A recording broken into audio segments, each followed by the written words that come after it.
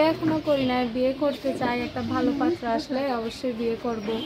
মনের মতো যদি হয় তাহলে বিয়ে করব। টাকা পয়সা তো বিয়ের পরেও দেওয়া যায়, যে আমাকে আমি ভালোবেসে গ্রহণ করে নিতে, আমি তার কাছেই বিয়ে সাথে বসবো।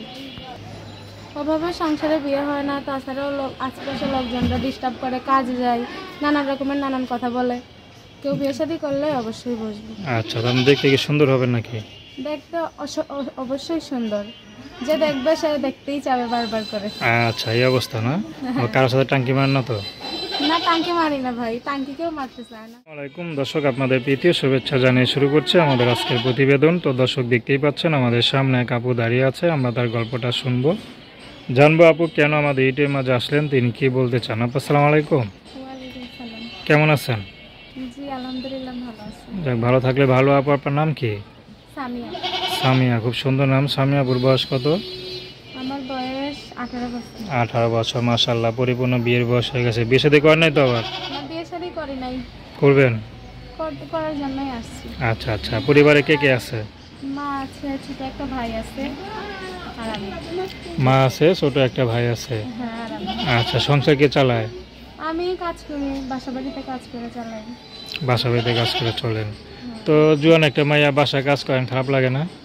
খারাপ তো অবশ্যই লাগে, মানুষে আজে বাজে কথা বলে, উল্টা পাল্টা নজরে তাকায়, অবশ্যই খারাপ লাগে। সেই জন্য প্রতিবেদনের সামনে আসলাম। এই জন্য কি সবসময় পর্দায় থাকেন? পর্দা করেই থাকি সবসময় ভাই। আচ্ছা, দেখতে কি খুব সুন্দর হবেন নাকি? সুন্দর তো আপনার রং দেখে বুঝেন না সুন্দর না সুন্দর? আচ্ছা, দেখে তো মনে হচ্ছে। সুন্দর। আচ্ছা আচ্ছা, যে দেখবে সে পাগল হয়ে যাবে নাকি?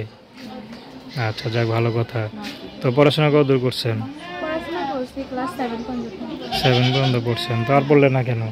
পরে নাই, আর্থিক সমস্যার কারণে বাবা মারা গেছে, পরে আম্মু যতটুকু পারছে করাইছে, তারপরে মা অসুস্থ হয়ে যাওয়ার পর আর পড়াশোনা করতে পারি নাই, এখন আমি নিজেই কাজ করি।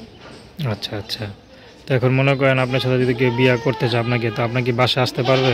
হ্যাঁ, আমার বাসায় আসতে পারবে, আমার সমস্যা নাই। সে যদি আমার ভালোবেসে আমাকে বিয়ে করতে চায়, আমার ভরণ পোষণ নিয়ে সব কিছু জেনে শুনে যদি চায়, তাহলে আমার বাসায় আসুক, সমস্যা নাই। আমার সাথে দেখা সাক্ষাৎ করুক। আমার বলবে না তো যে আমার পরিবারের দায়িত্ব নিতে হবে? পরিবারের কেউ যদি আমার ভালোবেসে নেয় তাহলে নিব, আর যদি না নেয় আমারটাই নিব। আচ্ছা, তো দর্শক নাম কি বললেন? সামিয়া। তো নাম্বার কি আপনি বলতে পারেন? হ্যাঁ হ্যাঁ, বলেন। 01766864463। আবার বলেন।